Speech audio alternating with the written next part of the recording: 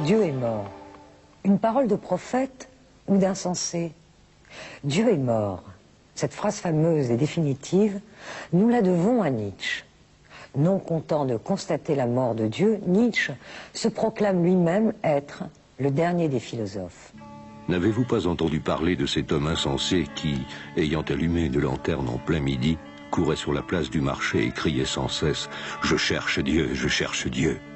Il suscita une grande hilarité. « Où est Dieu » cria-t-il. « Je vais vous le dire, nous l'avons tué, vous et moi. Nous sommes tous ces meurtriers. Comment nous consoler ?» Friedrich Nietzsche est fils et petit-fils de pasteurs luthériens. Il est né au presbytère de Röcken, en Saxe, le 15 octobre 1844. Il n'a que 5 ans lorsque meurt son père, un homme délicat et passionné de musique. C'est pour le jeune Friedrich un choc terrible. Ma vie première dans une paisible maison pastorale, le passage d'un grand bonheur à un grand malheur, l'abandon du village natal, l'entrée dans l'agitation de la vie urbaine, tout cela agit sur moi avec une telle force que chaque jour je la ressens en moi. Nietzsche est élevé avec sa sœur cadette par sa mère, sa grand-mère et ses 2 tantes, dans un univers exclusivement féminin. C'est un enfant prodige. On garde ses dissertations, ses essais de composition musicale. Nietzsche aurait voulu devenir musicien, comme Bach, comme Handel. Hélas, pour un fils de pasteur. Par conséquent, Nietzsche suit des études de théologie à l'université de Bonn. Là, un professeur lui fait découvrir une discipline particulière, la philologie, c'est-à-dire l'étude des textes anciens. Ce professeur exerce une telle influence sur lui qu'il n'hésite pas à le suivre lorsque celui-ci est nommé à l'université de Leipzig. C'est à Leipzig que se produit l'événement qui va bouleverser la vie de Nietzsche. Nous sommes en 1863, Nietzsche a tout juste 19 ans. C'est un jeune homme sensible et très émotif. Un jour, devant la vitrine d'une librairie, son regard est attiré par un livre dont il ne connaît pas l'auteur. Je ne sais quel démon me souffla. Rentre chez toi avec ce livre. À peine dans ma chambre, j'ouvris le trésor que je m'étais acquis et commençai à laisser agir sur moi cet énergique et sombre génie. Ce sombre génie n'est autre que le philosophe Arthur Schopenhauer. Son livre s'intitule « Le monde comme volonté et comme représentation ». Nietzsche, fasciné, il lit que le monde est sans raison et que la vie, comme un pendule, oscille sans cesse entre la souffrance et l'ennui. Et pourtant, nous voulons vivre.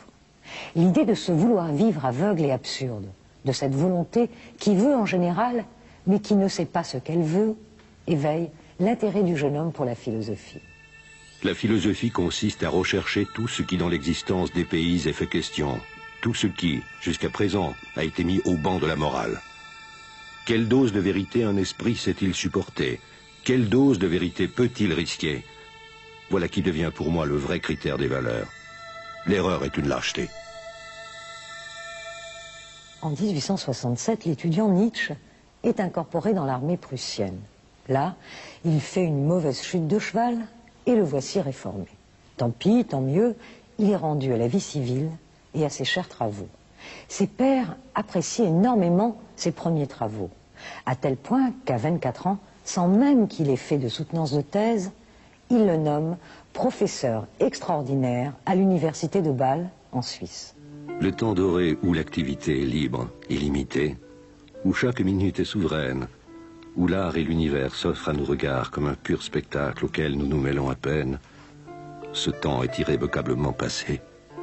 Nietzsche, évidemment, n'est pas du genre à se contenter de la morne vie de professeur. Croyez-moi, le secret de récolter la plus grande fécondité, la plus grande jouissance de l'existence, consiste à vivre dangereusement. Et en mai 1869, il fait la rencontre d'un personnage hors du commun. Un personnage animé comme lui de passion et de fougue créatrice, c'est Richard Wagner. Wagner réalise ce que nous ne pouvions que désirer. En Wagner domine une idéalité si absolue, une si profonde et émouvante humanité, que je me sens auprès de lui comme auprès de la divinité. En réalité, l'amitié entre les 2 hommes est complexe, turbulente, il y a des ombres. Il y a Cosima, fille de Liszt, et épouse de Wagner. Nietzsche éprouve pour Cosima une passion non payée de retour. Et la méfiance s'installe entre les deux hommes. Une méfiance intellectuelle, s'entend, on n'est pas au théâtre de boulevard. Nietzsche se méfie de l'esprit nationaliste qui commence à souffler dans les opéras du maître de Bayreuth.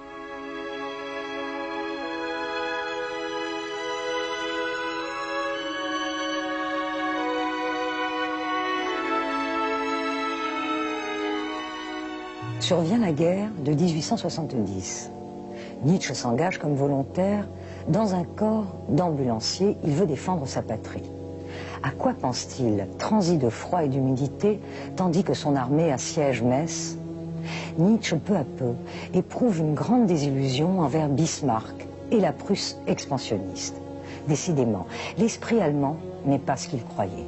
De plus, il ressent personnellement la souffrance des blessés. Le deuil des morts sur le champ de bataille le frappe au cœur. C'est pour lui insupportable.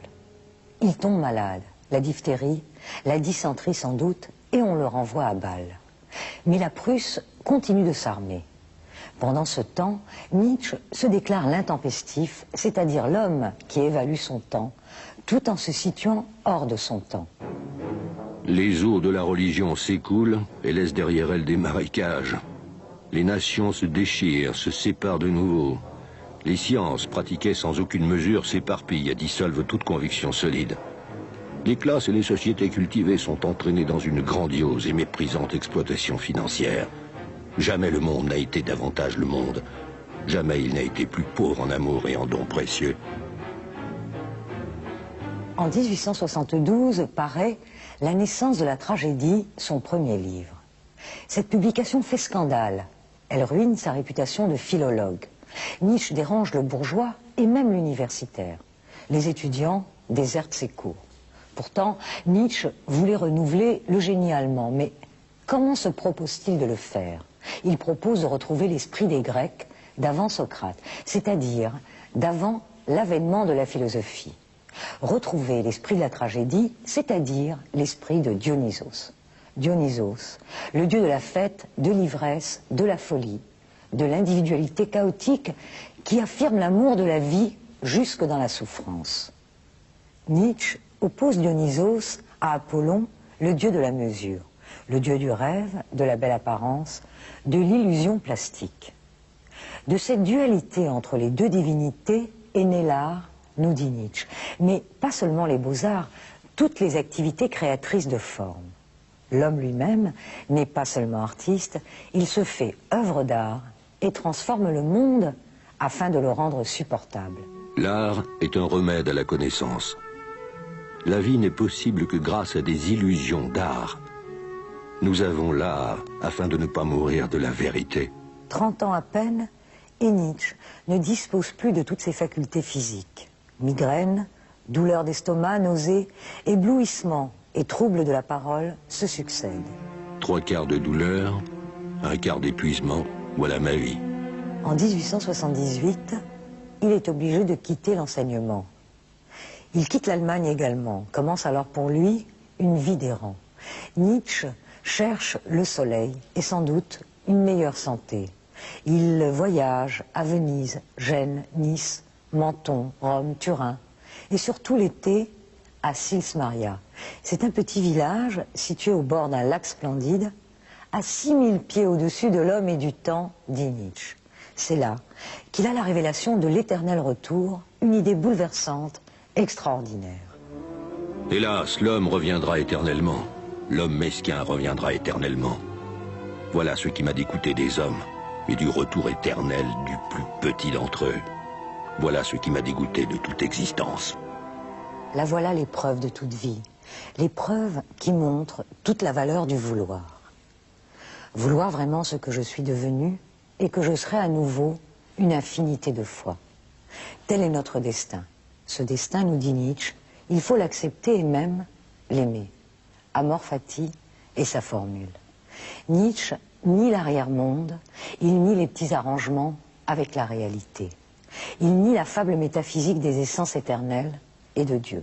Cela, on pourrait l'appeler le nihilisme, mais néanmoins, toute l'œuvre de Nietzsche est une affirmation de la vie comme création de valeur. L'homme n'existe que pour être dépassé. Voici, je vous enseigne le surhumain. Le surhumain est le sens de la terre. Que votre vouloir dise, puisse le surhumain devenir le sens de la terre. Je vous en conjure, ô mes frères, demeurez fidèles à la terre. Blasphémer Dieu était jadis le pire des blasphèmes, mais Dieu est mort, et mort avec lui ses blasphémateurs. Ainsi parlait Zarathustra, l'enfanteur du surhomme. Dans ce 5e évangile publié en 1885, Nietzsche annonce la venue de ce surhomme. Un surhomme libéré de l'asservissement de l'esprit ascétique que prônent les religions et les morales. Le surhomme se livre avec joie et innocence au devenir. Il est léger comme un danseur, et sa volonté le porte vers son maximum de puissance. Sa volonté le relie à l'inconnu, au devenir infini qui fonde sa liberté. Le surhomme est donc le contraire des hommes alourdis et affaiblis par le sentiment de culpabilité que l'instinct de punir de certains a développé en eux. Les hommes ont été considérés comme libres pour pouvoir être jugés et punis, pour pouvoir être coupables. C'est infester l'innocence du devenir avec le péché et la peine. Le christianisme est une métaphysique de bourreau. En 1888, Nietzsche écrit son dernier ouvrage, Ecce Homo, Voici l'homme. Et en effet, chez aucun autre écrivain, dira Lou Andrea Salomé, nous ne voyons l'œuvre adhérer aussi étroitement à la biographie intérieure. Nietzsche s'était pris de cette jeune femme brillante et sensible en 1882. Il l'appelle sa fiancée impossible. Lou von Salomé comprend sa pensée. Malheureusement, elle ne partage pas ses sentiments. Le malheur de vivre, l'épuisement nerveux de Nietzsche s'aggrave. Il s'effondre le 3 janvier 1889 à Turin, piazza Carlo Alberto. En sortant de chez lui, il voit un vieux cheval battu par un abominable cocher.